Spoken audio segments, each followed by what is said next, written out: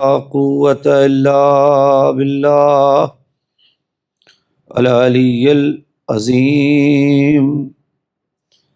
حسبنا اللہ نعم الوکیل، نعم المولا ونعم النصیر۔ الحمد للہ الذی ہدانا لہذا وما كنا لنهتدي لولا ان هدانا الله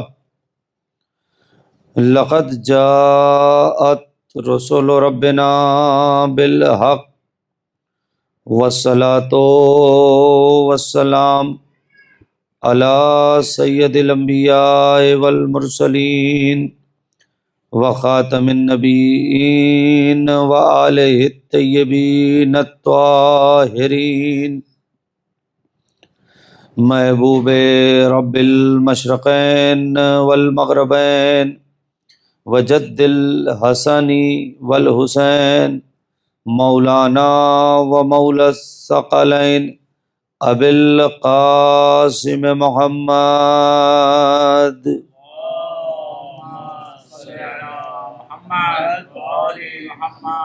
طیبین الطاہرین المعصومین المظلومین، ولعنۃ اللہ علی اعدائہم اجمعین من الآن الی قیام یوم الدین۔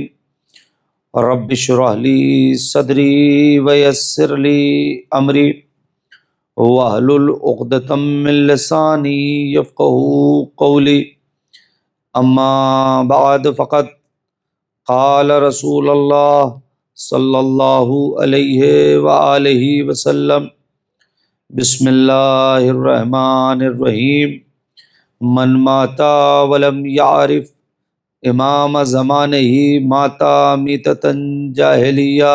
صلوات پر محمد وآلہ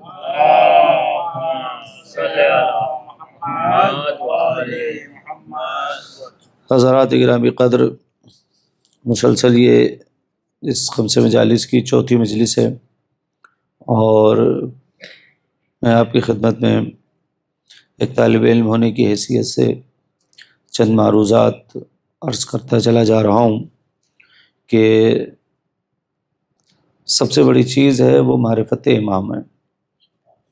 معرفت امام یعنی پہلے امام سے لے کر آخری امام تک جو ہمارے 12 امام ہیں اور امام حق ہیں، ان کی معرفت ہم سب پر واجب ہے، اور ہماری ذمہ داری یہ ہے کہ ہم خود بھی امام کی معرفت حاصل کریں اور لوگوں تک بھی امام کو پہنچوائیں۔ اس کی وجہ یہ ہے کہ آپ دیکھیں، بڑا مشہور سا جملہ ہے سرکار رسالت مآب کا کہ جب پیغمبر خطبہ دے رہے تھے اور مسجد بھری ہوئی تھی، صحابہ اکرام کا مجمع تھا، ایسے میں سیدہ کا دروازہ کھلا اور چھوٹا شہزادہ گھر سے باہر نکلے اور مسجد کی طرف گئے۔ اس وقت کے لیے میں ایک جملہ کہا کرتا ہوں کہ، اور مجلس یہیں سے شروع ہو جائے گی، کہ ابا میں پیر الجھا۔ دیکھیے، کل بھی میں نے یہ بات کہی تھی کہ اردو زبان چھوٹی ہے، بہت سی چیزیں ہیں جس کا ترجمہ نہیں ہو پاتا ہے، اس میں سے ایک یہ بھی ہے کہ ابا میں پیر الجھا، اور قریب تھا کہ امام زمین تک تشریف لے آئیں۔ میں ایک لفظ کہہ رہا ہوں کہ یہ لفظ الجھا بھی جو ہے نا، یہ ہمارے پاس لفظ ہی نہیں ہے کوئی دوسرا جس کو ہم یہاں پر استعمال کریں، ورنہ امامت کے قدم الجھتے نہیں۔ آمادہ ہیں؟ امامت کے قدم الجھتے نہیں، امامت کائنات کی الجھی گتھیاں سلجھانے کے لیے آئی ہے، لہذا امامت کا قدم الجھا نہیں۔ لیکن اب وہ ٹھیک ہے، مصلحت تھی، قدم الجھا۔ جیسے ہی قدم الجھا، نبی نے خطبہ توڑا، منبر چھوڑا سیدھے دروازے تک پہنچے، چھوٹے شہزادے کو اٹھایا، اٹھا کر لے آئے، لانے کے بعد اپنے زانو پر بٹھایا. یہی سنتے ہیں، زانو پر بٹھایا، ممبر پہ نہیں بٹھایا. دیکھیے ممبر کم سے کم اتنا بڑا ہوتا ہے کہ اس پہ ایک دوسرا بچہ بیٹھ جائے، لیکن پیغمبر نے یہاں نہیں بٹھایا، پیغمبر نے زانو پہ بٹھایا اور کہا ھذا حسین فعرفو، یہ حسین ہے، ان کی معرفت حاصل کرو. اب دیکھیں یہ لفظ معرفت ہے، یہ حسین ہے، ھذا حسین فعرفو، یہ حسین ہے، ان کی معرفت حاصل کرو. یہی جملہ کہا نا، یہ حسین ہے، ان کی معرفت حاصل کرو. پہچاننے کی بات ہی نہیں ہے، پہچان تو سبھی جاتا ہے. کس سے کہا؟ وہ جو مجمع نبی کی امتی اور نبی کے صحابہ کا بیٹھا ہوا ہے، اس سے کہا یہ حسین ہے، ان کی معرفت حاصل کرو. اچھا میں ایک بات آپ سے کہہ دوں، پیغمبر لا کے اپنے زانو پہ بٹھا رہے ہیں، یہاں بٹھاتے تھے، یہاں نہیں بٹھایا. یا رسول اللہ ایسا کیا ہو گیا، کیوں آپ نے اپنے زانو پر بٹھایا؟ دیکھیں مجلس شروع ہو گئی ہے، آبادہ ہو جائیے گا، صلوات پڑھیں گے محمد وآل محمد پہ.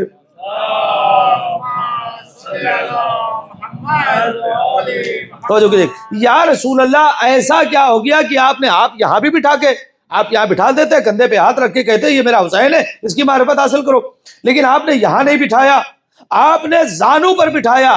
عجب نہیں، آواز رسالت مآب آئے، یہی تمہیں بتانا چاہتا ہوں. پیغمبر کیا بتانا چاہتے ہیں؟ کہ اس لیے کہ مجھے کروانی ہے معرفت امام. توجہ کریں گے، مجھے امام کا تعارف کرانا ہے، اور میری سنت یہ بنے گی کہ جب امام کا تعارف کراؤں گا تو خود پیچھے رہوں گا، امام کو آگے کروں گا. نہیں متوجہ ہو رہے ہیں؟ میری سنت یہ بنے گی کہ جب امام کا تعارف کراؤں گا تو خود پیچھے رہوں گا، امام کو آگے کراؤں گا، چاہے مسجد النبوی ہو چاہے میدان غدیر ہو. صلوات پڑھے محمد وآل محمد پہ.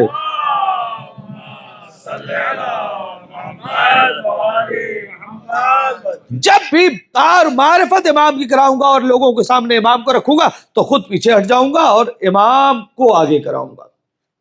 اب اگر ایک جملہ کہہ دوں آغاز مجلس میں، انشاءاللہ لطف آ جائے گا. سچ بتائیں، آپ نے مجھ سے بہتر عالم ذاکر خطیب سے یہ سن رکھا ہے نا کہ پیغمبر، روایت میں نے کچھ نئی نہیں پڑھی ہے، اب جو کہنے جا رہا ہوں بات اب نہیں ہے. خطبہ دے رہے تھے پیغمبر، آپ نے یہی سنا ہے کہ نبی خطبہ دے رہے تھے. مجھ سے بہتر علماء تشریف لائے آپ کے ہاں، سب نے یہی پڑھا نا کہ پیغمبر خطبہ دے رہے تھے. مجھ جیسا ایک طالب علم آتا ہے تو وہ ایک مضمون، ایک ٹاپک لیتا ہے، وہ ٹاپک پہ پڑھے نہ پڑھے وہ بات کی بات ہے، لیکن ایک ٹاپک لیتا ہے، کوشش کرتا ہے اپنے بساط بھر، اپنے علم بھر، اپنے مطالعے بھر کی اسے پڑھ دے. تو خطیب نہج البلاغہ کا استاد بات کر رہا ہے اور کوئی ٹاپک نہیں ہوگا، ایسے سنیں گے. خطیب نہج البلاغہ کا استاد بات کر رہا ہے، خطیب نہج البلاغہ کے مولا خطبہ دے رہے ہیں، جو بول دے وہی فصاحت ہے، جو بول دے وہی بلاغت ہے. فصاحت و بلاغت جن کے قدموں میں ہے، پیغمبر نے جو کہہ دیا اور اتنا سلیقے سے کہہ دیا، اتنا سلیقے سے کہہ دیا کہ اگر وہ یہ نہ کہتے کہ یہ قرآن ہے اور یہ میری حدیث ہے تو مجھے پتہ ہی نہیں چلتا کہ حدیث کون ہے قرآن کون ہے. وہ فصاحت و بلاغت کی معراج پر پہنچا ہوا نبی جب خطبہ دے رہا تھا تو کیا کوئی ٹاپک نہیں ہوگا، کوئی موضوع نہیں ہوگا؟ ہماری طرح پیغمبر ادھر ادھر کی تو باتیں نہیں کر رہے ہوں گے نا، وہ تو کسی موضوع پہ بات کر رہے ہوں گے. 25-50 سال سے آپ مجلس سن رہے ہیں، میں آپ سے پوچھتا ہوں پیغمبر کے خطبے کا ٹاپک کیا تھا؟ آپ بتائیں. 50 سال سے، 40 سال سے، 30 سال سے، 25 سال سے مستقل آپ مجلسیں سن رہے ہوں گے نا. کم سے کم بھائی ہم تو ماں کی گود سے آ رہے ہیں، اب کم سے کم 2-3 سال، 5 سال سے تو سمجھیے، آپ سمجھ رہے ہو مجلسیں. چلیے میں 15 سال سے مانتا ہوں، اگر 15 سال کی عمر سے بھی آپ مجلسیں سن رہے ہیں بالکل ویسی جیسی سنی جاتی ہے، تو جو سوچ لے کتنے سال آپ نے مجلس. پیغمبر کے خطبے کا ٹاپک کیا تھا؟ بھائی ابھی تو پیغمبر ابھی بھی امام حسین نہیں آئے، پیغمبر مسجد میں نمازیوں سب نے کہا کہ پیغمبر خطبہ دے رہے تھے، سب نے کہا پیغمبر خطبہ دے رہے تھے. تو سوال بنے گا نا کہ پیغمبر کے خطبے کا موضوع کیا تھا، پیغمبر کے خطبے کا ٹاپک کیا تھا؟ سوال بنے گا کہ نہیں؟ آپ مجھے بتائیں کیا ٹاپک تھا؟ کسی نے پڑھا ہے؟ سنا کبھی؟ کیوں نہیں پڑھا گیا؟ پڑھا جانا چاہیے تھا، نہیں پڑھا گیا۔ کیوں نہیں پڑھا گیا پتا ہے؟ اس لیے کتاب میں لکھا ہی نہیں۔ سب نے یہ لکھا کہ خطبہ دے رہے تھے، لیکن کسی نے نہیں لکھا کہ ٹاپک کیا تھا۔ سارے آمادہ رہے تو جملہ کہہ دوں گا انشاءاللہ، مجلس یہی معراج پہ پہنچے گی۔ سب نے لکھا کہ خطبہ دے رہے تھے، کسی نے نہیں لکھا کہ ٹاپک کیا تھا۔ اب اگر ٹاپک نہیں لکھا تو ہو سکتا ہے کر کے میں ٹاپک بناتا ہوں، توجہ کریں گے۔ کسی نے ٹاپک نہیں لکھا تو ہو سکتا ہے نبی اللہ کی توحید بتا رہے ہو، عدل الہی بتا رہے ہو، وہ کیسا رحمان ہے یہ بتا رہے ہو، وہ کیسے رحیم ہے یہ بتا رہے ہو، وہ کیسا غفار ہے یہ بتا رہے ہو، وہ کیسے ستار ہے یہ بتا رہے ہو، وہ کیسا تواب ہے یہ بتا رہے ہو سکتا ہے نبی اپنی باتیں کر رہے ہو سکتا ہے نبی اہل بیت کی باتیں کر رہے ہو سکتا ہے نبی لوگوں کو جنت کی بشارت دے رہے ہو سکتا ہے نبی لوگوں کو جہنم سے ڈرا رہے ہو سکتا ہے نبی آدم کا قصہ بیان کر رہے ہو سکتا ہے نبی نوح اور کشتی نبی نوح کی باتیں کر رہے ہو سکتا ہے ابراہیم خلیل اللہ کا ذکر ہو رہا ہو سکتا ہے موسیٰ کلیم اللہ کی باتیں ہو رہی ہو سکتا ہے یوسف کا حسن و جمال بیان ہو رہا ہو سکتا ہے یعقوب کا کمال بتا رہے ہو سکتا ہے ایوب کی باتیں ہو رہی ہو سکتا ہے یحییٰ کا ذکر ہو رہا ہو سکتا ہو زکریا کی باتیں ہو رہی ہو سکتا ہو مریم کا تذکرہ ہو رہا ہو سکتا ہے عیسیٰ کی باتیں ہو رہی نہیں آپ متوجہ نہیں ہو پا رہے ہیں، ہو سکتا ہے کہ آسمانی مخلوق کی باتیں ہو رہی ہو سکتا ہے اجنہ کی باتیں ہو رہی ہو سکتا ہے جنتی مخلوق کی باتیں ہو رہی ہو سکتا ہے فضائی مخلوق کی باتیں ہو رہی ہو سکتا ہے آبی مخلوق کی باتیں ہو رہی ہو سکتا ہے انسانوں کے فضائل و کمال بیان کر رہے ہو، نہیں توجہ کر رہے ہیں، ہو سکتا ہے انسانوں کے فضائل و کمال بیان ہو رہے ہو سکتا ہے کسی جنگ کا تذکرہ ہو رہا ہو سکتا ہے بدر کی باتیں ہو رہی ہو، احد کا قصہ بیان کیا جا رہا ہو، خیبر کا تذکرہ ہو رہا ہو، کسی مجاہد کی بات کی جا رہی ہو، کسی بھاگنے والے کا تذکرہ کیا جا رہا ہو۔ توجہ کر رہے ہیں، توجہ کر رہے ہیں، یا علیم، ہو سکتا ہے کسی مجاہد کی بات ہو رہی ہو، کسی کے بھاگنے کا تذکرہ کر رہے ہو سکتا ہے نماز اور ارکان نماز بیان ہو رہا ہو سکتا ہے وضو کے مسائل ہو رہے ہو سکتا ہے غسل کا مسئلہ بتا رہے ہو سکتا ہے شکیات نماز ہو سکتا ہے روزہ ہو سکتا ہے روزہ کے احکام ہو سکتا ہے حج اور مناسک حج بیان کر رہے ہو سکتا ہے زکوٰۃ اور نصاب زکوٰۃ بیان کر رہے ہو سکتا ہے خمس اور خمس کے مسائل بیان کر رہے ہو سکتا ہے جہاد کی باتیں ہو رہے ہو سکتا ہے کسی کے ساتھ تولّا کا آرڈر کر رہے ہو سکتا ہے کسی سے تبرہ کی باتیں کر رہے ہو۔ انہی ساری چیزوں میں سے کوئی ایک چیز تو ہوگی نا کہ جسے پیغمبر بیان کر رہے تھے، لیکن سب نے لکھا کہ جو بھی بیان کر رہے تھے اسے روک کے کہا ھذا حسین فارفو، قیامت تک کے لیے پیغمبر نے ایک معیار دے دیا کہ بات جو بھی ہو رہی ہو بات حسین کی آئے گی تو سب روکا جائے گا، حسین کا نام لیا جائے گا۔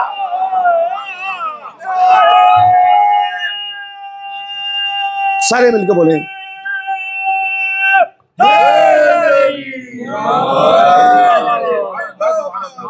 ایک بار اور صلوات پڑھیے گا محمد و آل محمد پہ۔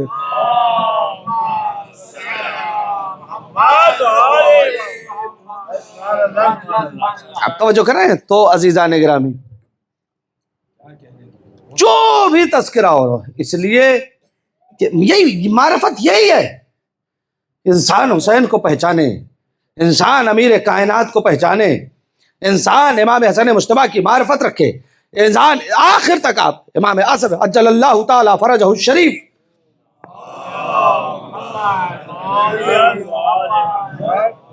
جس ذات بابرکت کو پہچانے کہ مولا ہے کون۔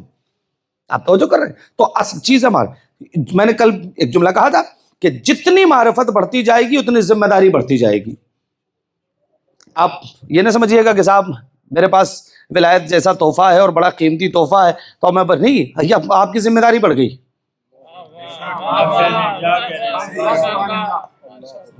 یہ بالکل سیدھے دو دو چار والی باتیں ہیں۔ مثال کے طور پر آپ $10 کسی کو دے دیں، وہ چلا جائے، آپ پیچھے پلٹ کے بھی نہیں دیکھیں گے، لیکن اگر کسی بچے کو $100 دے دیں تو تھوڑا سا خیال رہے گا کہ کہیں گرا نہ دے۔ $1000 دے دیں تو اب اسے باہر بھی نہیں نکلنے دیں گے کہ بچہ ہے کہیں گرا نہ دے، کوئی اس کے ہاتھ سے لے نہ لے۔ $1,00,000 دے دیں، دیں گے ہی نہیں، کہیں گے بچہ ہے، بڑے والے بھائی کو بلاؤ، اس کو دیں گے، اور اس کو بھی دیں گے تو ایک لڑکے کو ساتھ میں لگا دیں گے، بھائی تم دونوں بھائی ساتھ میں جاؤ، بڑا اماؤنٹ ہے، مثلا بینک تک جانا ہے مثال کے طور پہ، تو 2 بھائی ساتھ میں جاؤ، اور $1,000,000 بیگ میں لے کے جا رہا ہے تو ایک سیکورٹی گارڈ ساتھ میں لگا دیں گے۔ اس کا مطلب یہ ہے کہ امانت جتنی بڑی ہوتی جائے گی حفاظت اتنی زیادہ ہوتی جائے گی۔ توجہ کر رہے ہیں؟ تو کائنات میں جو سب سے قیمتی چیز تھی مولا کائنات کی ولایت، اللہ نے اسے ہمارے دل میں رکھا ہے۔ آپ کے دل کی قیمت بتاؤں، لطف آ جائے گا۔ اللہ نے جو سب سے قیمتی چیز تھی ولایت علی، اسے ہمارے دل میں رکھا ہے۔ قیمت میرے دل کی یہ ہے کہ علی کے رہنے کی اس دنیا میں 2 جگہ بنی، یا اللہ کا کعبہ یا مومن کا دل۔ ارے توجہ کر لیں صاحب،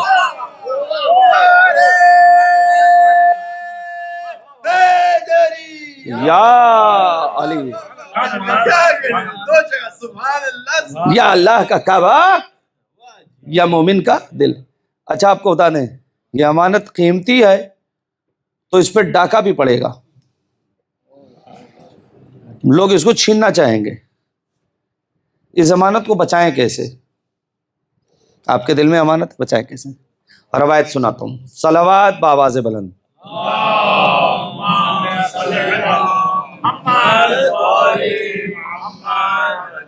ایک پورا موضوع ہے، نہیں پڑھا جاتا ہے عام طور سے، اصحاب امیر المومنین، پڑھنا چاہیے اور بہت مزیدار موضوع ہے۔ آج میں امیر کائنات کے ایک صحابی کا ذکر کرتا ہوں، انشاءاللہ بات پہنچے گی اور مجلس معراج پہ پہنچ جائے گی۔ نام ہے ابو الاسود دویلی۔ کیا نام ہے؟ مشکل نام ہے، ابو الاسود دویلی، بڑا مشہور نام ہے، امیر کائنات کے بڑے زبردست شاگردوں میں سے ہیں۔ ذکر نہیں ہوتا اس لیے جہاں بھی میں اسے پڑھتا ہوں تو آدھا مجمع کہتا ہے ہم نے نام ہی پہلی بار سنا، ابو الاسود، جبکہ ابو الاسود دویلی کا احسان ہر گھر پہ ہے۔ جتنے مسلمان، شیعہ سنی کی بات نہیں کر رہا ہوں، جتنے مسلمان ہیں آپ یہاں بیٹھ جائیں، وہاں اچھا فرش پہ بیٹھیں، اچھا صلوات پڑھیں محمد وآلہ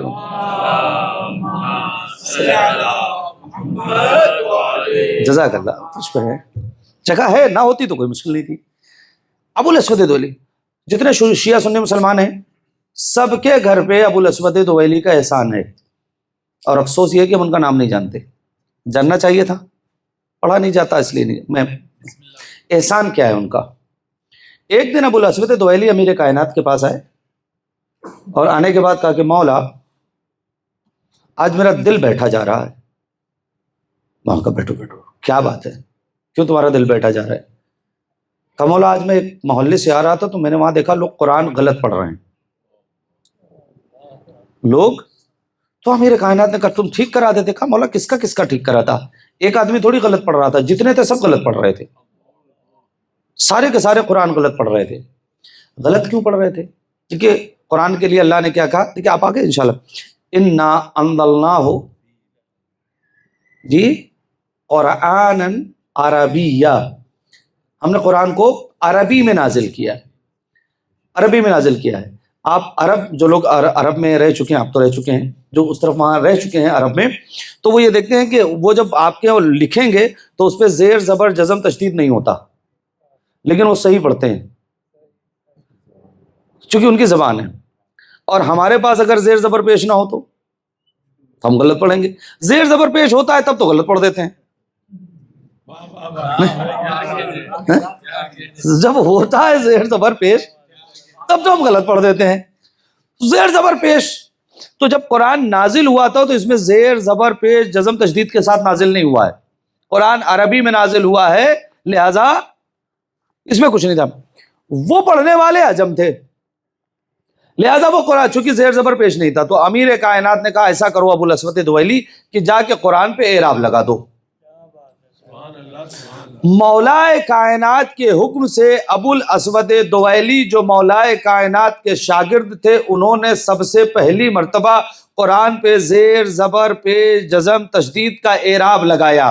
اب جب بھی اعراب والا قرآن پڑھیے گا تو ابو الاسود دویلی کی عظمت کو سلام کیجئے گا۔ کتنا بڑا کام کیا انہوں نے، کام بڑا ہے یا نہیں ہے؟ ابو الاسود دویلی کا بات پہنچ گئی آپ حضرات تک، شاید بعض افراد ہوں جن کے لیے نئی بات رہی ہو۔ ابو الاسود دویلی کا کام پہنچ گیا۔ کتنے امیر کائنات کے قریب تھے کہ امیر کائنات نے فرمایا کہ ابو الاسود قرآن پہ اعراب لگا دو۔ انہی ابو الاسود کا ایک قصہ سناتا ہوں، صلوات بآواز بلند۔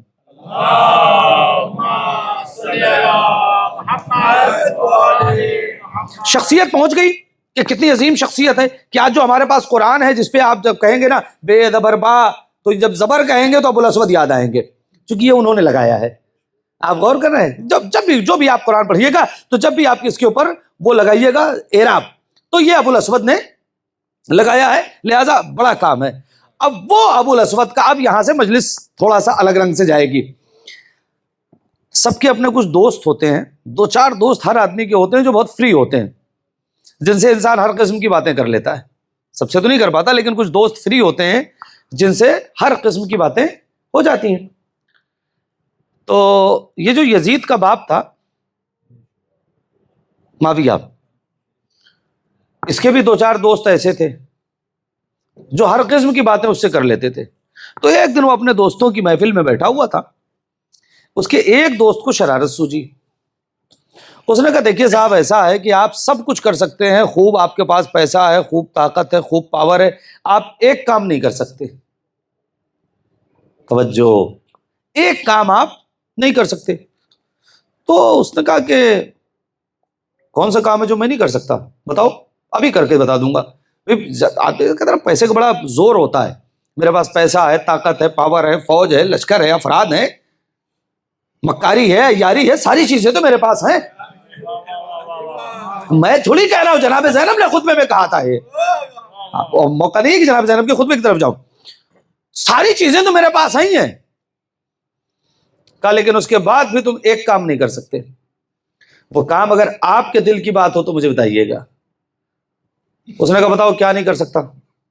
اس نے کہا تم سب کچھ کر سکتے ہو لیکن کسی علی والے کو خرید نہیں سکتے۔ نہیں توجہ کی ہے؟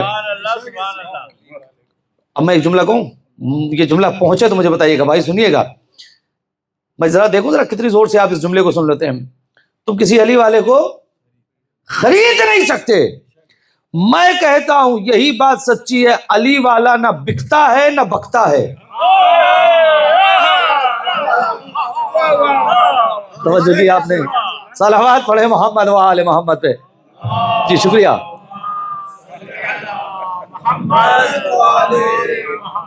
علی والا نہ بکتا ہے نہ بکتا ہے، بات پہنچ گئی آپ حضرات تک؟ سلامت رہیں آپ حضرات۔ تو اس نے کہا ہم خرید لیں گے، وہ کہا نہیں خرید پاؤ گے، کیونکہ 1400 سال سے لوگ خریدنا ہی تو چاہتے ہیں ہمیں، لیکن یہ ہم عشق اہل بیت ہیں جو بیچنے پہ تیار نہیں ہیں۔ میں نے کسی زمانے میں ایک منقبت کہی تھی، اگر اجازت ہو تو 2-3 شعر سنا دوں۔ میری اپنی منقبت کے شعر ہیں، سناتا ہوں۔ صلوات پڑھیں محمد و آل محمد پہ۔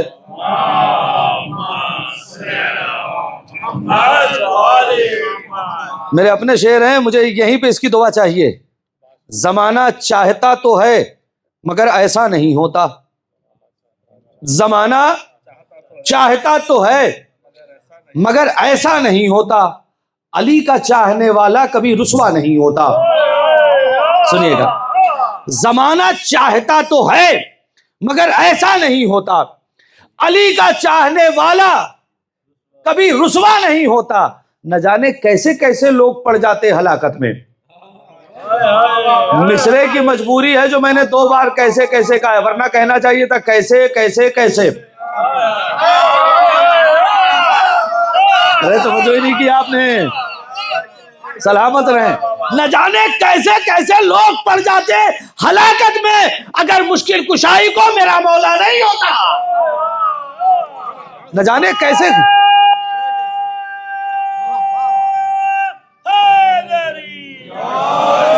نہ جانے کیسے کیسے لوگ پڑ جاتے ہلاکت میں، اگر مشکل کشائی کو میرا مولا نہیں ہوتا۔ محبت میں علی کی جمع، حدیث ہے، محبت میں علی کی جمع ہو جاتی اگر دنیا، محبت میں علی کی جمع ہو جاتی اگر دنیا، تو انسانوں کو دوزخ کا کبھی خطرہ نہیں ہوتا۔ شعر سنیے گا جو دو شعر یہاں سنانا چاہتا ہوں۔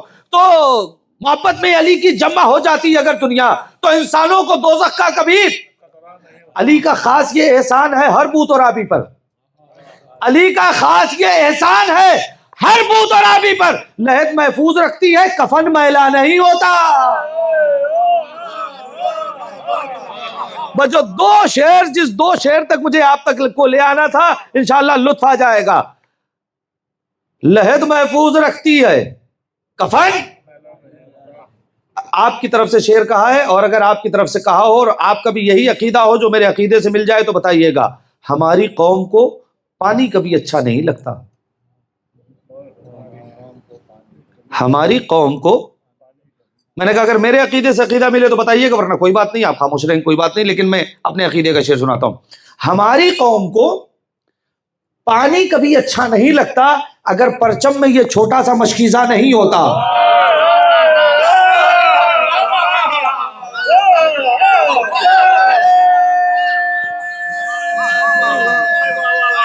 حیدری،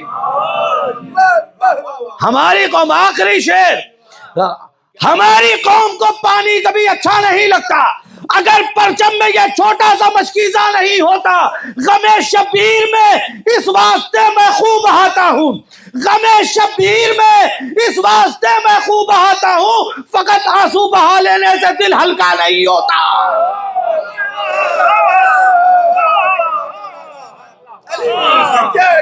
صلوات پڑھے محمد و آل محمد پہ۔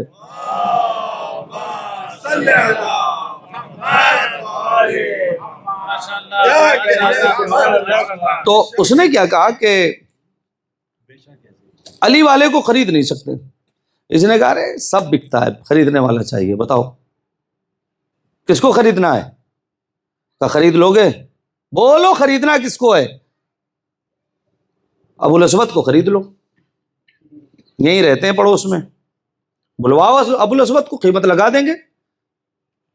بلوا لیے گئے ابو الاسود، توجہ کریں گے، ابو الاسود بلوا لیے گئے، آ گئے ابو الاسود دوئلی، جی کیا بات ہے؟ کہا کہ ابو الاسود ہم یہ چاہتے ہیں کہ تمہیں گورنری دے دیں۔ زبردستی؟ مجھے نہیں چاہیے، جتنا پیسہ چاہیے دے دیں گے۔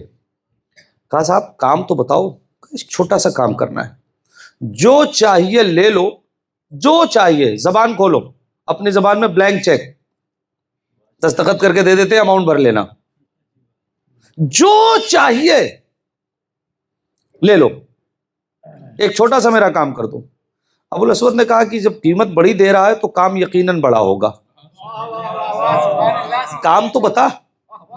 کہا نہیں قیمت لے لو۔ کہا نہیں، ہم پہلے قیمت نہیں لیں گے، تم قیمت لے لو پہلے، پھر ہم کام بتاتے ہیں۔ کہا نہیں، کام بتا، دیکھوں کام کے برابر قیمت دے رہا ہے یا نہیں دے رہا ہے، میں دیکھوں تو صحیح۔ نہیں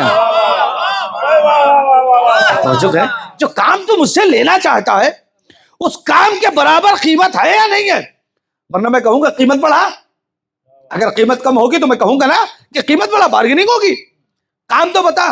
کام چھوٹا سا ہے۔ کہا کیا؟ کہا کہ جو چاہیے لے لو، جس چیز پہ ہاتھ رکھ دو، جس زمین پہ جو چاہیے لے لو، علی کو چھوڑ دو، جو چاہیے۔ کیا اگر گورنری مل رہی ہے تو لے لینا چاہیے، لے لینا چاہیے۔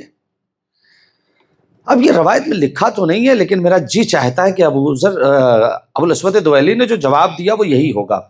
کیا کہا؟ یہ پیسے لے لوں، یہ گورنری لے لوں، عزت و شہرت لے کے علی کو چھوڑ دوں؟ اب جو لکھا ہے، کہا ابو الاسود نے کہا سودا گھاٹے کا ہے۔ کہا اتنا لینے کے بعد بھی جملے کی قدر کر لینا، سودا گھاٹے کا ہے۔ کہاں گھاٹے کا؟ کیوں گھاٹے کا ہے؟ توجہ، کیوں سودا گھاٹے کا ہے؟ کہ کیسی باتیں کرتا ہے، کائنات لے کے مولائے کائنات کو چھوڑ دوں؟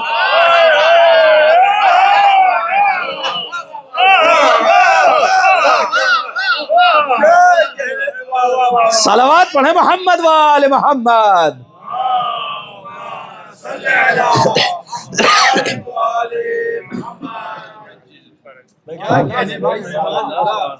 کائنات لے کے مولائے کائنات کو چھوڑ دوں، یہ نہیں ہو سکتا.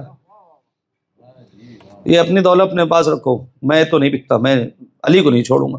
یہ کہہ کہ ابو الاسود چلے آئے. وہ بھی کوئی معمولی چیز تھوڑی تھا، یزید کا باپ تھا، موڈ خراب ہو گیا.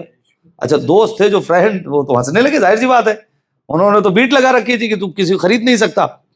وہ کہا ٹھیک ہے، اب تو میں ان کے دل سے علی نکال کے رہوں گا. وہ کہا بھائی جو آدمی بکا ہی نہیں ہے صاف بول کے چلا گیا کہ میں علی کو نہیں چھوڑوں گا. کہا دیکھو میرے پاس دوسرا طریقہ بھی ہے. اب اس نے کیا کیا بتائیں؟ اس نے بہترین قسم کا حلوہ بنوایا، اچھا شہد کا حلوہ، اور کہا اسے لے جا کے ابو الاسود کو کھلا دو. کہا جو آدمی دولت پہ نہیں بکا وہ حلوے پہ. کہا حلوہ کھلا دینا ہے بس کام ہو جائے گا. کہا کیوں؟ کہا یہ حلوہ ہے حرام. میں نے پوری مجلس پڑھ دی. یہ حلوہ ہے حرام، جیسے ہی اس کے اندر حرام جائے گا حلال نکل جائے گا. جو بار بار کہا جاتا ہے نا حرام سے پرہیز، وہ اسی بنا پر کہا جاتا ہے. نگاہ حرام سے بچے، زبان حرام سے بچے، منہ حرام سے بچے، دل حرام سے بچے، دماغ حرام سے بچے، کان حرام سے بچے، ہاتھ حرام سے بچے، پیر حرام سے بچے. اس لیے کہ ان پورے کے پورے اعضاء پر قبضہ علی کا ہے. دل میں علی ہے تو پھر حرام نہ آئے، ذہن میں علی ہے تو پھر حرام نہ آئے، آنکھ میں علی ہے تو حرام نہ آئے، زبان پہ علی ہے تو حرام نہ آئے، حرام نہ آئے. کہیں حرام جیسے حرام کھائے گا نکل جائے گا. بہترین قسم کا حلوہ بن گیا. ابو الاسود کے یہاں پہنچا بھی دیا گیا. دروازہ نوک ہوا، کہتے ہیں 4-5 برس کی بیٹی تھی ابو الاسود کی. اس نے دروازہ کھولا، جی. وہ کہا حکومت نے حلوہ بھیجا ہے آپ کے والد صاحب کے لیے، آپ کے بابا کے لیے. اس نے لے لیا، اچھی ہے، لے لیا. اتنے میں ابو الاسود آ گئے. کہتے ہیں کہ جتنی دیر میں ابو الاسود آتے، چونکہ اس حلوے کی خوشبو اتنی لذیذ تھی، اچھا خوشبو کہ وہ چھوٹی سی بچی تھی، اس نے یوں انگلی لگا کے اپنے ہونٹ پہ اس کا ذائقہ چکھ لیا. ابو الاسود اتنے دوڑ گئے، کیا ہے؟ کہا یہ حلوہ آیا ہے حکومت کی طرف سے. کہا حکومت کی طرف سے فوراً واپس کرو. نہیں توجہ کر رہے ہیں، فوراً واپس کرو. ابو الاسود نے ایک بات بتا دی کہ سب سے چیزیں نہیں لی جاتی ہیں کہ جہاں سے جو ملے لے لیا، نہیں، یہ دیکھو کہ چیزیں آئی کہاں سے ہیں. یہ حرام ہے، ہم نہیں کھائیں گے. ابو الاسود نے، لیکن وہ جو بچی نے چکھ لیا تھا، بچی نے کہا، ابو الاسود نے کہا تم نے چکھ کیوں لیا؟ یہ ہمیں حرام کھلا کر ہمارے دل سے علی نکالا جا رہا ہے. توجہ، لہذا ہمیں نہیں کھانا چاہیے. روایت کہتی ہے بچی نے اپنی 2 انگلی اپنے حلق میں ڈال دی، اپنے منہ میں ڈال کے، حلق میں ڈال کے وامٹ کر دی، الٹی کر دی. اور آنے والوں سے شاید کہا ہو دیکھو تمہارا حرام یہاں پڑا ہے، میرا حلال اب بھی میرے دل میں موجود ہے. صلوات پڑھیں محمد و آل محمد پہ.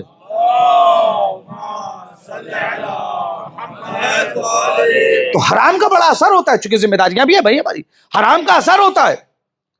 کہتے ہیں ایک عالم تھا شریک نام کا، بنی عباس کے زمانے میں. شریک نام کا عالم تھا، بڑا عالم تھا اور بڑا متدین تھا، بڑا پرہیزگار تھا. حاکم نے کہا کہ ایک کام کرو کہ تم میرے یہاں وزیر بن جاؤ. بڑا عالم. شریک نے کہا نہیں، میں ظالم کا وزیر نہیں بنتا. روایت لکھی، شریک نے کہا میں ظالم کا وزیر نہیں بنتا. کہا اچھا چلو کوئی بات نہیں ہے، وزیر نہیں بنتا، میرے بیٹے کو پڑھا دو. اب یہ تو ٹھیک ٹھاک بات تھی نا.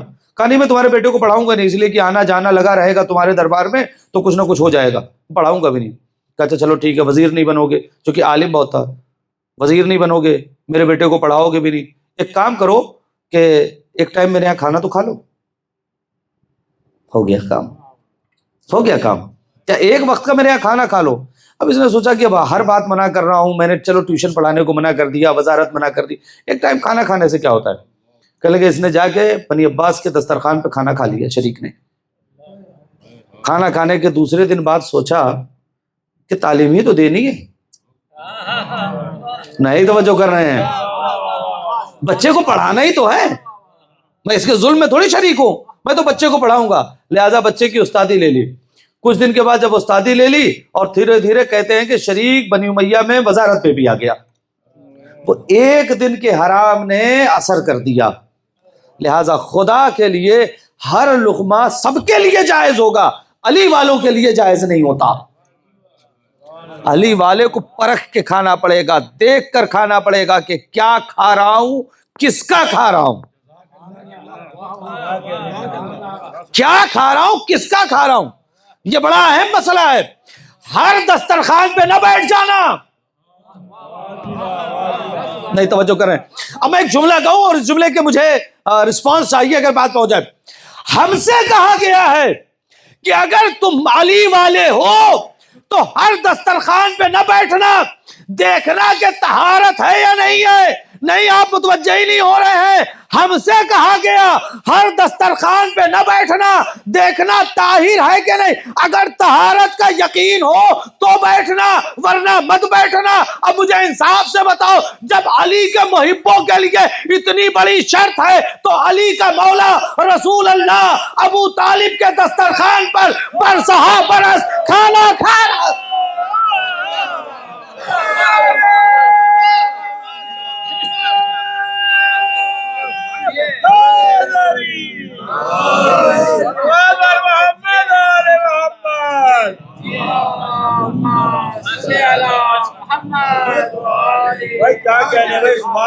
ایک بار اور درود پڑھیے گا محمد و آل محمد پہ۔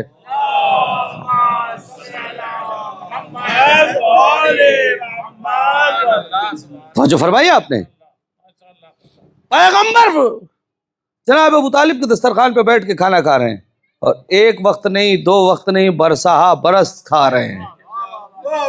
کتنا معتبر دسترخوان، کتنے طاہر لوگ، کتنا طاہر لقمہ۔ آپ غور کر رہے ہیں؟ ایک دن بھی پیغمبر نے نہیں کہا کہ نہیں میں نہیں کھاؤں گا، مسلسل پیغمبر اسی دسترخوان پہ کھا رہے ہیں۔ لہذا عزیزو، میں نے کس زمانے میں کہا تھا، ایک مطلب دو شعر اور سنا دیتا ہوں۔ جا بجا، یہ بھی میرے اپنے شعر ہیں، سنیے گا، تھوڑا سا آمادہ ہو کے سن لیجیے گا۔ جا بجا قرآن میں قصہ ابو طالب کا ہے، جا بجا قرآن میں آیتوں کے درمیان چہرہ ابو طالب کا ہے۔ سنیے گا، آیتوں کے درمیان چہرہ ابو طالب کا ہے۔ اے ابو طالب کے دشمن چھوڑ دے قرآن کو، اے ابو طالب کے دشمن چھوڑ دے قرآن کو، بائے بسم اللہ کا نقطہ ابو طالب کا ہے۔ ارے کیا سنتے ہیں صاحب؟ اے ابو طالب کے دشمن چھوڑ دے قرآن کو۔ منقبت نہیں سناؤں گا، صرف دو شعر سنیے۔ بائے بسم اللہ کا نقطہ ابو طالب کا ہے، کربلا میں ایک صدا ہے الامان و الحفیظ، کربلا میں ایک صدا ہے الامان و الحفیظ، تیغ ہے شبیر کی حملہ ابو طالب کا ہے۔ میں ایک شعر، میری زندگی کا بڑا شعر ہے، میں دیکھوں سڈنی کیسے سنتا ہے۔ میں نے ہندوستان اور ہندوستان کے باہر کئی ممالک میں اس شعر پہ بھرپور محبتوں سے مومنین نے نوازا ہے۔ میں دیکھتا ہوں سڈنی کا، دیکھیے تو روضہ عباس آتا ہے نظر، جو زیارت کر چکا ہے وہ پہنچ جائے۔ دیکھیے تو، دیکھیے، ایک لفظ سے مصرع بنا دیا، دیکھیے تو روضہ عباس آتا ہے نظر، سوچیے تو نہر پہ قبضہ ابو طالب کا ہے۔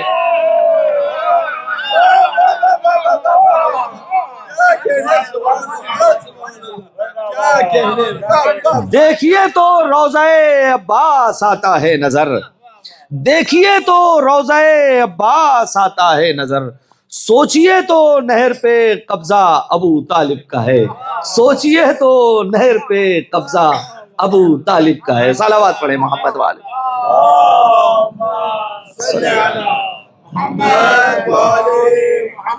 تو بات جو چل رہی ہے عزیزوں کہ آپ کیا کھا رہے ہیں، یہ ہماری ذمہ داری ہے۔ کیا کھا رہے ہیں، کس کا کھا رہے ہیں، اسے آپ کو دیکھنا پڑے گا۔ یہ تو خدا کا شکر ہے کہ ہفتے 10 دن میں ایک دن ہم تبرک کھا کے اپنے آپ کو اگر کہیں کچھ گڑبڑ ہوئی ہو تو پاک کر لیتے ہیں۔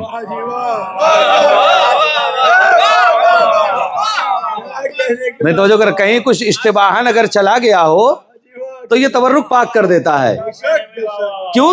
اس لیے کہ یہی چیز جو ڈش یہاں کھائی جاتی ہے میرے گھر پہ ہوتی ہے تو کھانا ہوتی ہے، یہاں تبرک ہوتی ہے۔ نہیں، آپ متوجہ ہی نہیں ہو پا رہے ہیں صاحب۔ میرے گھر پہ یہی قورمہ بنتا ہے تو اس کا نام قورمہ ہوتا ہے، اور جو مجلس میں کھلایا جائے گا تو نیاز ہے، تبرک ہے۔ آپ غور کریں، نام بدل جاتا ہے کہ نہیں بدل جاتا ہے؟ اس کا مطلب نسبت کی وجہ سے کبھی کبھی نام بھی بدل جاتے ہیں، نسبتیں نام کو بدل دیتی ہیں۔ صلوات پڑھیں محمد و آل محمد پہ۔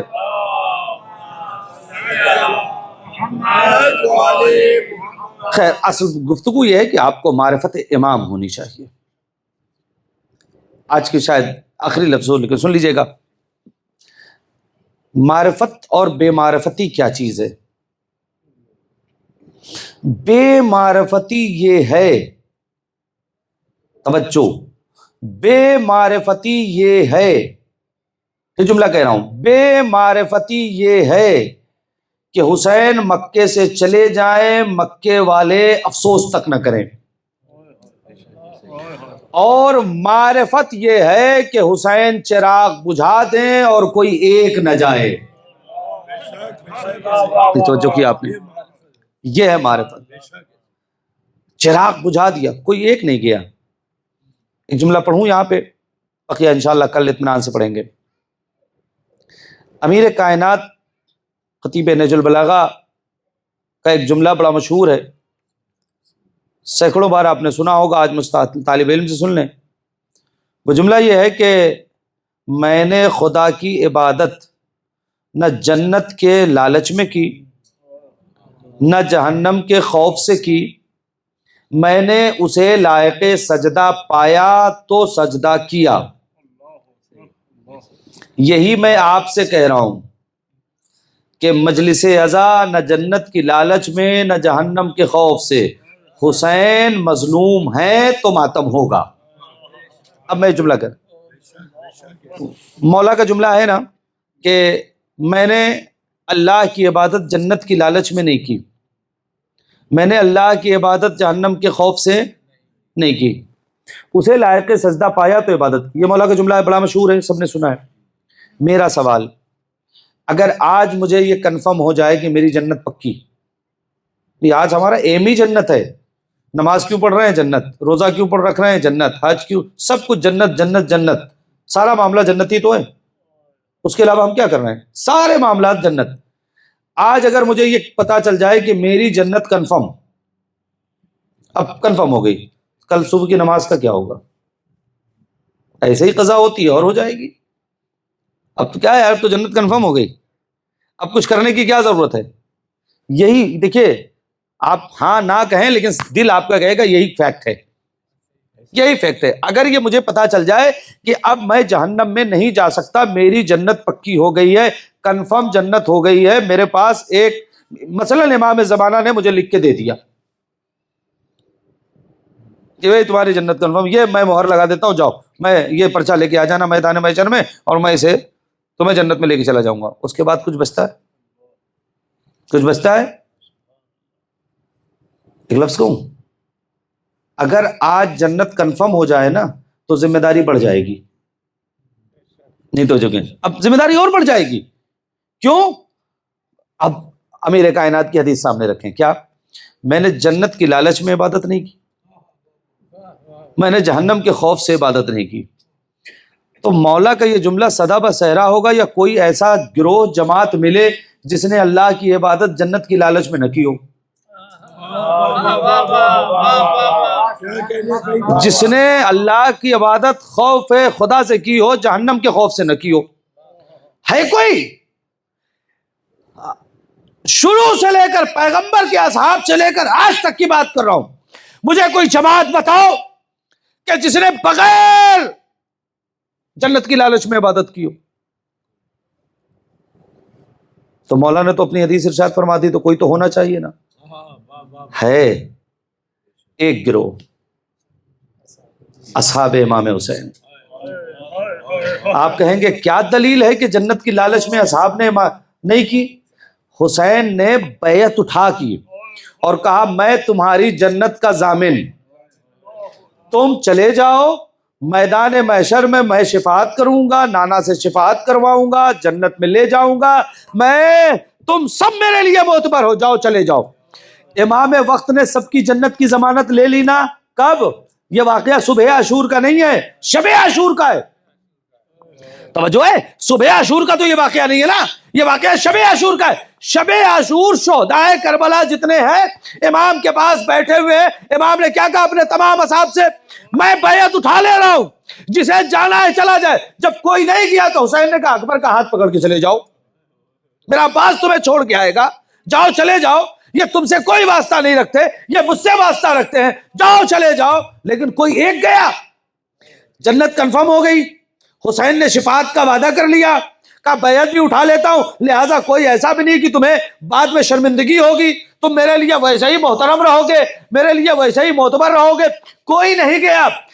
یہ جنت کنفرم ہونے کے بعد اب جو یہ پوری رات نماز پڑھی گئی، یہ پوری رات تکبیر کہی گئی، یہ پوری رات سجدے پڑھے گئے، کوئی نہیں کہتا کہ اصحاب حسین رات میں سوئے. کوئی تکبیر کہہ رہا ہے، کوئی تقدیس کر رہا ہے، کوئی نماز پڑھ رہا ہے، کوئی رکوع کر رہا ہے، کوئی سجدہ. یہ جو رات بھر عبادت، بلکہ عصر کی جماعت تک کی یہ جو عبادت ہے، یہ عبادت نہ خوف ہے جہنم میں ہے، نہ جنت کی لالچ میں ہے، بلکہ اسے لائق سجدہ مانا تو سجدہ کیا. صلوات پڑھے محمد وآل محمد پہ. یہی کچھ رمق ہمارے اندر بھی آ جائے، یہی کچھ رمق ہمارے اندر آ جائے. آخری سجدہ حسین کا، سجدہ اللہ کا، وہ بھی تہ خنجر سجدہ. سجدہ اللہ کا وہ بھی تہ خنجر سجدہ. ہم اسے کہتے ہیں سجدوں کا پیمبر سجدہ. حسن آغاز عمل کعبے کے اندر سجدہ، جانے تکمیل شہادت تہ خنجر سجدہ.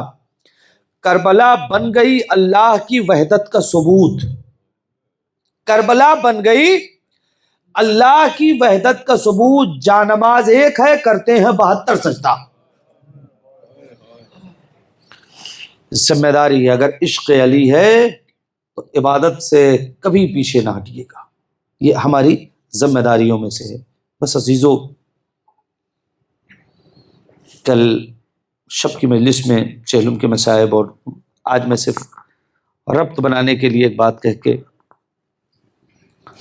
کل جہاں مصائب میں کوشش کی کہ اسی ترتیب سے پڑھتا چلا جاؤں، کل مصائب زیادہ پڑھوں گا. یہ لٹا ہوا قافلہ، کل جہاں میں نے مصائب روکا تھا میں وہیں سے آگے بڑھ دیتا ہوں. زندان شام میں چلا گیا.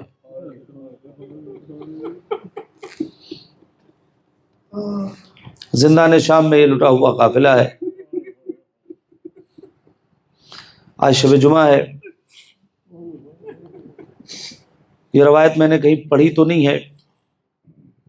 ہمارے ہندوستان کے ایک بزرگ عالم دین تھے مولانا شبیر حسن نجفی، ان سے میں نے روایت سنی ہے، عقل کے اعتبار سے اترتی ہے، لہٰذا میں اسے سنا دیتا ہوں. مولانا شبیر حسن نجفی نے روایت پڑھی، شب جمعہ کی روایت ہے. بزرگ عالم دین تھے، برسا برس نجف میں انہوں نے زندگی گزاری. وہ کہتے ہیں کہ جس قید خانے میں ان قیدیوں کو رکھا گیا تھا، وہ قید خانہ ایک خرابہ تھا. خرابہ یعنی یہ کھنڈر تھا جس میں کہیں چھت تھی اور کہیں چھت نہیں تھی، کہیں کی چھتیں ٹوٹی تھیں، کہیں کی دیواریں ٹوٹی تھی. بڑا عجیب تھا. وہ کہتے ہیں کہ ایک دن ایک شخص، صاحب کی منزل تھوڑا سا آگے ہوگی روایت سن لیں، شبیر حسن نجفی صاحب. وہ کہتے ہیں کہ ایک دن ایک شخص قید خانے کے باہر سے جا رہا تھا تو قید خانے میں رونے کی آواز آ رہی تھی. وہ طویل قامت تھا تو اس نے ذرا سا پیر اوپر کر کے قید خانے کے اندر جھانک کے دیکھا تو دیکھا کہ عجیب منظر ہے. ایک بیمار شخص ہتھکڑیاں بیڑیاں پہنے بیٹھا ہوا ہے، اس کے ارد گرد چھوٹے چھوٹے بچے ہیں. کوئی کہہ رہا ہے آقا بھوک لگی ہے، کوئی کہتا ہے آقا پیاس لگی ہے. وہ بیمار صرف روتا جاتا ہے، باقی کچھ کہتا نہیں. یہ کہتا ہے کہ مجھے بڑا ترس محسوس ہوا، میں اپنے گھر گیا، میں نے اپنی بیوی سے کہا کہ آج شب جمعہ ہے، تم نے آقا حسین کی نظر کروا دی؟ اس نے کہا ہاں نظر کروا دی. کہا غریبوں میں بانٹ دیا؟ کہا نہیں ابھی بانٹا نہیں ہے. کہا آج کسی غریب کو مت دینا. کہا کیوں؟ کہا آج قید خانے میں ایسے غریب دیکھ کر آیا ہوں کہ میں نے ایسے غریب ان سے پہلے نہیں دیکھے تھے، لہٰذا آج کی یہ جو آقا حسین کی نظر ہے یہ ان غریبوں کو دی جائے گی. عزیزو وہ نظر کا تھال لے کر آگے بڑھا، اپنی اہلیہ کو بھی ساتھ میں لیا اور قید خانے کے پاس آیا. جناب سید سجاد کو مخاطب کر کے اس نے کہا کہ یہ آپ کے بچے بھوکے پیاسے ہیں، یہ کھانا ان کو کھلا دیجئے. سید سجاد نے ایک جملہ پوچھا. وہ علامہ شبیر حسن نجفی کہتے ہیں کہ سید سجاد نے پوچھا یہ بتا بھائی ہدیہ لایا ہے یا صدقہ؟ صاحب کی منزل آگے یہ روایت سنو، ہدیہ لایا ہے یا صدقہ؟ اس نے کہا کہ آپ سے اس سے کیا مطلب ہے، آپ کے بچے بھوکے ہیں. کہا نہیں اگر ہدیہ ہے تو ہم کھا لیں گے، صدقہ ہوگا تو ہم نہیں کھائیں گے. تو اس نے کہا نہیں یہ نہ صدقہ ہے نہ ہدیہ ہے. کہا پھر کیا ہے؟ کہا یہ نذر ہے. کہا کس کی نذر لے آیا ہے؟ کہا میرے آقا حسین کی نذر ہے. قید خانے میں حسین کا نام آیا. سید سجاد نے کہا اچھا تو یہ بتا کہ آقا حسین کی نذر کیوں کراتا ہے؟ اس نے کہا یہ جو میری اہلیہ تھی یہ بچپن میں بہت بیمار رہا کرتی تھی، تو ایک دن ان کے والد شفا کے لیے رسول اللہ کے پاس لے گئے. رسول اللہ کی گود میں ان کا نواسا حسین بیٹھا ہوا تھا، تو رسول اللہ نے کہا تھا حسین اس بچی کے لیے شفا کر دو. اے عزیزو روایت کہتی ہے، وہ پڑھتے ہیں کہ امام حسین نے اپنا ہاتھ بلند کر کے کہا تھا کہ پروردگار تجھے میری غربت کا واسطہ ہے، اس بچی کو شفا عطا کر دے. اے عزیزو وہ کہتا ہے کہ وہ دن گیا اور گایا آج کا دن میری بیوی بیمار نہیں پڑی، تو اسی لیے ہم لوگ ہر شب جمعہ کو آقا حسین کی سلامتی کی نظر کرایا کرتے ہیں. بس جیسے ہی اس نے کہا کہ آقا حسین کی نظر کرایا کرتے ہیں، یا ارباب عزا سید سجاد ہتھکڑیاں و بیڑیاں سنبھالے کھڑے ہو گئے اور آواز دیتے ہیں بھائی اب کیا نظر کرائے گا؟ وہ میرا بابا حسین تھا، اسے 3 دن کا بھوکا پیاسا ذبح کر دیا گیا، میں انہی کا بیٹا ہوں، یہ ہمارے خانوادے کے بچے ہیں. ارباب مجلس کو مکمل کر رہا ہوں. ہاں ارباب اعضا، اور انہی بچوں میں حسین کی، اب یہاں سے مصائب شروع کر رہا ہوں، انہی بچوں میں حسین کی 4 برس کی سکینہ بھی ہے، ایک 4 برس کی بچی ہے جو آقا کی ہے. ہاں ارباب اعضا بس ایک جملہ، روتے روتے روتے روتے، چونکہ آج شب اربعین بھی ہے لہذا مصائب تھوڑا زیادہ سن لے. روتے روتے ایک دن وہ بچی سو گئی، مکمل شہادت نہ پڑھوں گا، سو گئی. تھوڑی دیر کے بعد اچانک آنکھ کھلی اور آواز دیتی ہے پھوپھی اماں میرا بابا میرے خواب میں آیا تھا، اے اماں میرا بابا میرے خواب میں آیا تھا، میرے بابا کہہ رہے تھے سکینہ مشکل کے وقت ختم ہو گئے، سکینہ اب تم میرے پاس آ جاؤ گی. پھوپھی اماں بابا دکھائی نہیں دیتے. ارباب اعضا بس مجلس مکمل کر رہا ہوں، بابا دکھائی نہیں دیتے. اے ارباب اعضا یہ گریا اتنا بڑا اتنا بڑا اتنا بڑا کہ یزید کے گھر تک آواز پہنچی. کہا کیا بات ہے؟ کہا حسین کی بچی حسین کو یاد کر رہی ہے. اے ارباب اعضا کٹا ہوا سر زندان شام میں بھیجا گیا، بچی نے رخسارے پہ رخسارہ رکھ دیا اور رخسارے پہ رخسارہ رکھ کے باپ سے فریاد کرنے لگی. فریاد کرتے کرتے اچانک بچی خاموش ہوتی ہے. ارباب اعضا ادھر بچی کا خاموش ہونا تھا، زینب قریب گئی، شانے کو ہلایا، بیٹا سجاد. سکینہ کچھ بولتی نہیں. سید سجاد آتے ہیں، شانہ پکڑ کے کہتے بوبی اماں انا للہ و انا الیہ راجعون. اے بوبی اماں بابا کی امانت ہم سے جدا ہو گئی. اللہ اکبر. آواز گریہ بلند ہو رہی ہے. بس مجلس تو میں یہی مکمل کر دیتا، لیکن ایک جملہ کہوں گا. میں نے پورے مقتل میں، بس اس پہ مجلس ایک جملے پہ، میں نے پورے مقتل میں صرف 3 موقع ایسے دیکھے ہیں جہاں پر کوئی غسل دینے والا چیخ مار کے رویا ہے. ہو گئی مجلس یہاں پہ. میں نے پورے مقتل میں 3 موقع دیکھے ہیں جہاں کوئی غسل دینے والا چیخ مار کے رویا. پہلا موقع جب علی فاطمہ کو غسل دینے کے لیے گئے، چیخ مار کے روئے، اور پوچھنے والے نے پوچھا مولا کیا ہوا؟ کہا فاطمہ کی پسلیاں ٹوٹ گئی، مجھے فاطمہ نے بتایا نہیں. دوسرا موقع یہی ہے کہ جب غسالہ سکینہ کو غسل دینے کے لیے گئی، چیخ مار کے روئی، چیخ مار کے روئی. تیسرا موقع وہ ہے کہ جب میرا 5واں امام 4تھے امام کو غسل دینے کے لیے گیا اور گردن سے کپڑا ہٹایا تو دیکھا توق کا نشان امام کے گلے میں تازہ ہے. عزیز و صاحب اولاد بیٹھے ہو، مجلس مکمل ہو گئی. علی بیوی کے جنازے پہ روئے.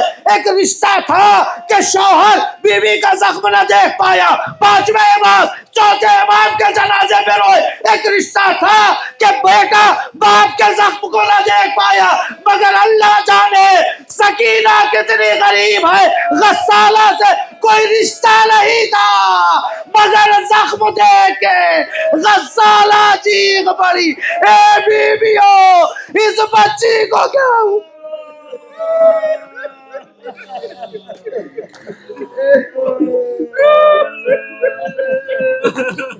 سيعلم الذين ظلموا أي منقلب ينقلبون إنا لله وإنا إليه راجعون رضا بقضائه وتسليما لأمره إلهي إلهي إلهي بحق فاطمة وأبيها وبالها وبنيها والسر المستودع فيها. مالک ہماری اس مختصر مگر عظیم عبادت کو قبول فرما، ہمارے آنسوؤں کو رومال جناب زہرا میں جگہ عنایت فرما. پروردگار جن جن مومنین اور مومنات نے مجھ سے دعا کی گزارش کی ہے، پروردگار ان کی دعاؤں کو پوری فرما، ان کی پریشانیوں کو دور فرما، ان کی مشکلات کو آسان فرما. یہاں بھی مومنین بعض ہیں، بعض افراد اپنی اپنی پریشانیوں میں مبتلا ہیں، سب کے کچھ نہ کچھ مسائل ہیں. پروردگار فرش اعضا کے صدقے میں ان سب کے مسائل کو دور فرما. پروردگار ہم سب کو ویسا بنا دے جیسا ہمارا امام چاہتا ہے. پروردگار دنیا میں جہاں کہیں بھی عزادار سید سید الشہداء مجلس اور ماتم عزاداری میں مصروف ہے، خصوصاً جو افراد اس وقت اربعین پر گئے ہوئے ہیں، پروردگار ان سب کی حفاظت فرما، ان کی جان مال عزت آبرو کی حفاظت فرما. پروردگار ہم سب کو توفیق دے کہ آئندہ برس ہم بھی اربعین میں جا سکیں. مالک تجھے واسطہ محمد و آل محمد کے حق کا میری ذاکری اور مومنین اور مومنات کی حاضری کو شرف قبولیت عنایت فرما. مالک امام کے ظہور میں تعجیل فرما، ہمیں ان کے خاص اور مخلص غلاموں میں شمار فرما. ربنا تقبل منا انک انت السمیع العلیم. ماتم حسین.